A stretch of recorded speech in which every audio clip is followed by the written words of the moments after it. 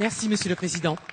Ma question s'adresse à Monsieur le ministre des Affaires de l'Europe et des Affaires étrangères, et j'y associe mon confrère Gabriel Serville, président du groupe d'amitié France-Haïti.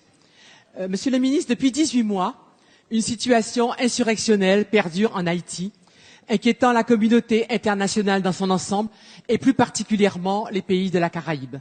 Les affrontements sont quotidiens, sur fond de vie chère, de soupçons de corruption pour utiliser l'aide au développement, notamment les fonds pétro-caribés, de colère contre le président Jovenel Moïse, ces affrontements perdurent. Un sénateur a même tiré sur la foule. Pour la population, après des mois de manifestations, d'émeutes et de pillages, la situation est catastrophique. Les transports en commun sont suspendus entre plusieurs villes à cause de barricades et d'exactions contre les véhicules et leurs occupants. Les approvisionnements en essence, nourriture, fournitures médicales sont grandement ralentis quand ils ne sont pas devenus impossibles. Cette situation dramatique, survenant dans le pays le plus pauvre des Amériques, ne peut laisser la France indifférente compte tenu de l'histoire qui nous lie à ce pays. Nous savons que l'État haïtien est gravement déstructuré, ne possédant ni administration, ni armée, ni police fiable.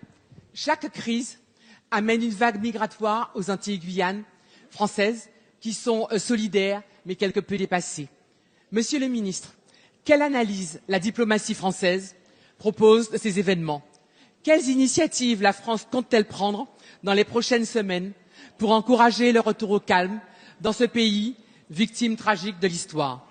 Comment peut-elle susciter, dans le contexte actuel, une intervention rapide et efficace de l'ONU? Je vous remercie. Merci, Madame la députée. La parole est à Monsieur Jean-Baptiste Lemoyne, secrétaire d'État auprès du ministre chargé de l'Europe et des Affaires étrangères.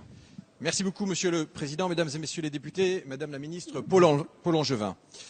Nous partageons votre analyse. La situation en Haïti est particulièrement préoccupante depuis le mois de juillet 2018. Effectivement, un certain nombre de mouvements insurrectionnels se sont déroulés avec une recrudescence depuis la fin du mois d'août.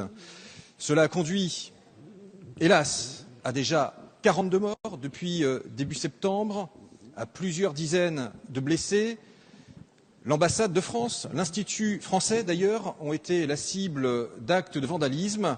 Et je tiens également à saluer l'engagement, le dévouement de notre ambassadeur, de son équipe, pour faire face à ces événements. J'ajoute que la situation politique est aujourd'hui totalement bloquée. Le nouveau gouvernement n'a à ce stade pas été investi. Et donc, face à cela, nous menons de front plusieurs priorités. Une de nos priorités, naturellement, d'assurer la sécurité de la communauté française, de prendre un certain nombre d'actes par précaution. Nous avons ainsi laissé fermer le lycée Alexandre Dumas à l'issue des vacances de la Toussaint pour éviter toute prise de risque.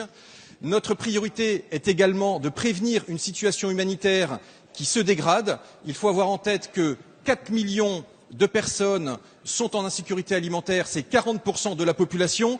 Et vous avez voté jeudi dernier, en présence de Jean-Yves Le Drian, le doublement de l'aide alimentaire programmée française. Cela va nous aider à pouvoir proposer des solutions de crise avec notre centre de secours et de soutien.